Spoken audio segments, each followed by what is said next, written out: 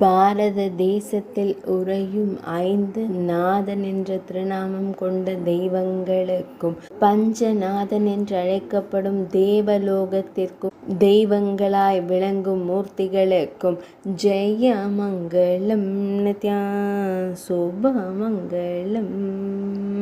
ஸ்ரீ ஜெகநாத சுவாமிக்கும் புரியில் ஆலயம் கொண்டு அருள்வதற்கும் சுபமங்களம்.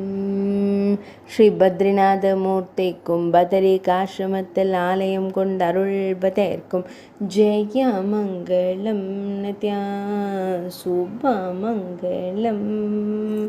ஸ்ரீ ரங்கநாதனுக்கும் திருச்சி திருவரங்கத்தில் ஆலயம் கொண்டருளும் மூர்த்திக்கும் ஜெய மங்களம் நித்யா சுபமங்களம்.